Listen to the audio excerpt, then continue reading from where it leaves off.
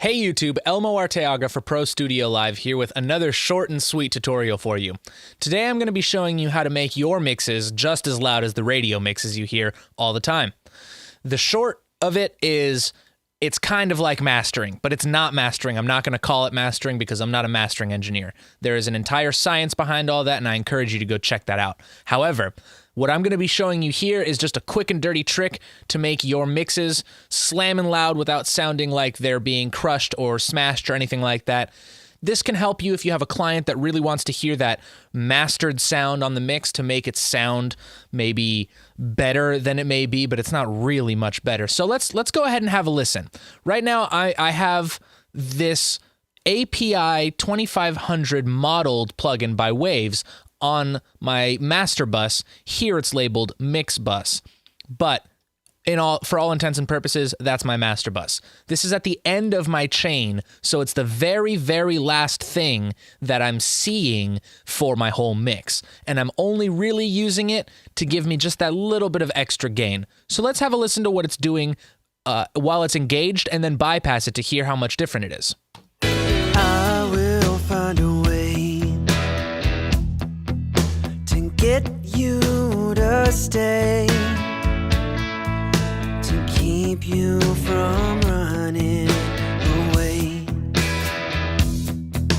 And I will find a way to bring you back home, to get you where you belong. 'Cause Jenny, you're always gone. And when are you coming home? I'll be waiting here for your return.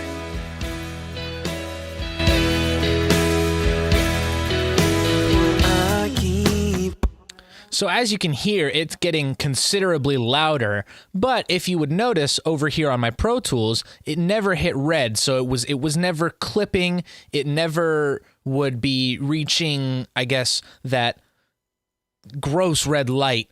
But let me go ahead and explain what's happening here.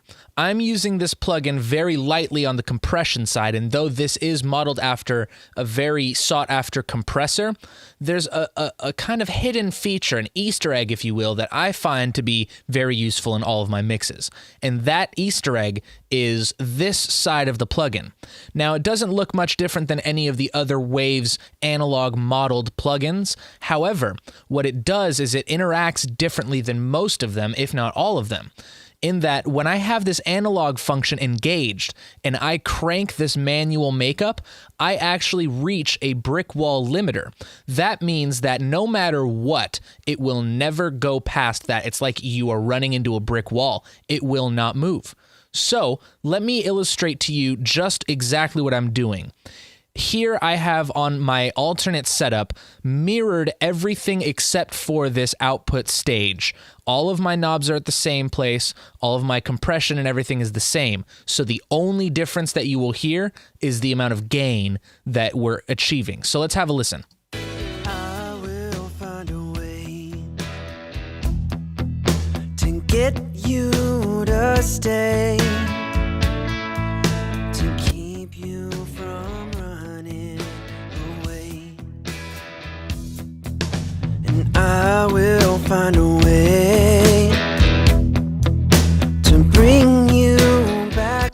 As you can see, I was approaching 20 decibels of gain, and granted, it didn't sound too great, but there are no red lights anywhere.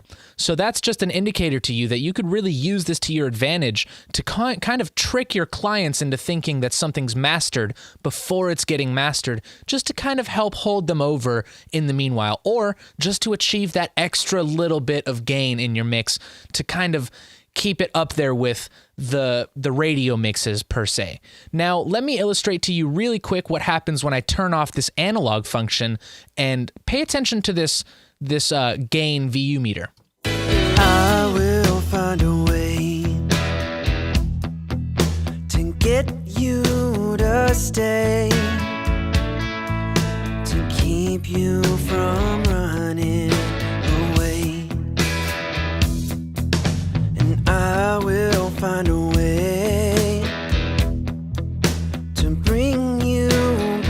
home.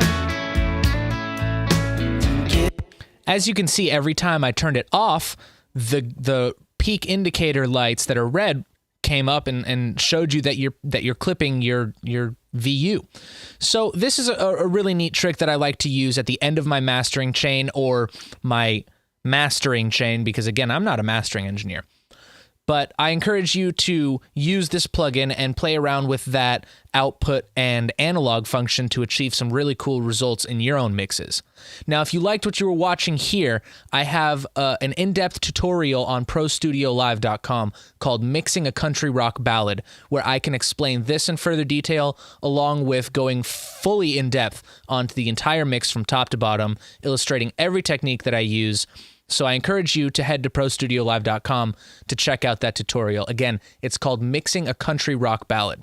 So thanks for watching, and I hope you learned something new. See you next time.